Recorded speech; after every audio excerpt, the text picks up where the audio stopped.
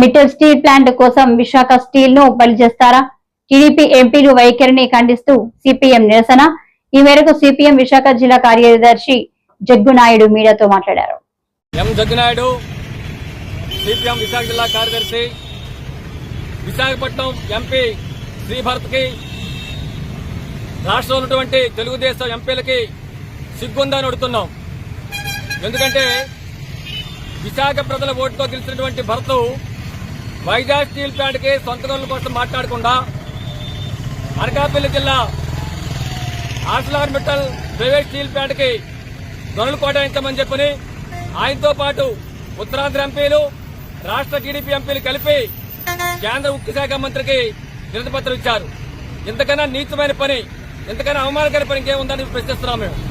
ఎందుకంటే నిజంగా వీళ్ళకి వైజాగ్ స్టీల్ ప్లాంట్ కన్నా ఆర్సెలర్ మిట్టల్ ముఖ్యం అనుకుంటే ముందు మీరు ఈ పదవి రాజీనామా చేయండి. రాజీనామా చేసి ఎన్నికల్లో మళ్ళీ పోటీ చేయండి, గెలవండి. అప్పుడు మీరు మిట్టలకి స్వాగతం పలకండి, ప్రజలు హర్షిస్తారు. అలా కాకుండా విశాఖ ప్రజల ఓటుతో గెలిచి స్టీల్ ప్లాంట్ రక్షిస్తామని చెప్పని, దీన్ని కాపాడుతామని చెప్పని, సొంత గనులు సాధిస్తామని చెప్పని, దీన్ని అభివృద్ధి చేస్తామని చెప్పని ఎన్నికల్లో హామీ ఇచ్చి ప్రజలను నమ్మించి ఓట్లు వేయించుకుని గెలిచిన తర్వాత ఈరోజు ప్రజలకు మోసం చేసే పని చేయడం, ప్రజలకు ద్రోహం చేసే పని చేయడం అని చెప్పినది దుర్మార్గమైన విషయం. సిపిఎం పార్టీ తీవ్రంగా ఖండిస్తా ఉంది.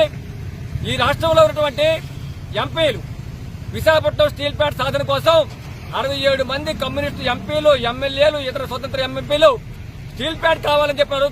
వాళ్ళు పదవి త్యాగం చేశారు, వాళ్ళు రాజీనామా చేశారు. అది స్టీల్ ప్లాంట్ చరిత్ర. అట్లాంటి చరిత్ర ఉన్నటువంటి స్టీల్ ప్లాంట్ ని ఈరోజు మీరు దాన్ని నాశనం చేయడం కోసం కేంద్రంలో మోడీ ప్రభుత్వం ఒడిగట్టి వైజాగ్ స్టీల్ ప్లాంట్ కి సొంత గనులు కేటాయించకుండా దేశంలో అన్ని ప్రభుత్వ పరిశ్రమలకి ప్రైవేట్ పరిశ్రమ స్టీల్ గనులు కేటాయించారు. వైజాగ్ స్టీల్ ప్లాంట్ మాత్రమే గనులు కేటాయించలేదు. దీనివల్ల ప్రతి టన్ను స్టీల్ ఉత్పత్తికి వైజాగ్ స్టీల్ ప్లాంట్ 4,000 నుంచి 6,000 రూపాయలు అదనపు భారం పడతా ఉంది, నష్టాలు బారి పడతా ఉంది. నష్టాలు కారణం ఇది. కాబట్టి ఈ నష్టాలు కారణమైనటువంటి సొంత గనుల కోసం పోట్లాడుతున్న హామీ ఇచ్చి నువ్వు ముందుకెళ్లకుండా పట్టణ స్టీల్ ప్లాంట్ కోసం ఎలాగొడతావు నువ్వు? అంటే ప్రైవేట్ వాళ్ళని నీకు ముఖ్యమా? కాబట్టి ఇది దుర్మార్గ విషయం. ప్రజలను మోసం చేయడం తప్ప ఇంకోటి కాదని చెప్పని స్పష్టంగా చెప్పదలుచుకున్నాం. ఎప్పటికైనా సరే మీరు ప్రజల ఓట్లకి విలువిచ్చి, ప్రజల మాటకి విలువిచ్చి వైజాగ్ స్టీల్ ప్లాంట్ కి సొంత గనులు సాధించడం కోసం విశాఖ ఎంపీ భరత్ పూనుకోవాలి. ముఖ్యమంత్రి చంద్రబాబు, పవన్ కళ్యాణ్ పూనుకోవాలి. విశాఖపట్నం ఎంపీతో పాటు ఆంధ్ర ఎంపీలు, టీడీపీ ఎంపీలు పూనుకోవాలి.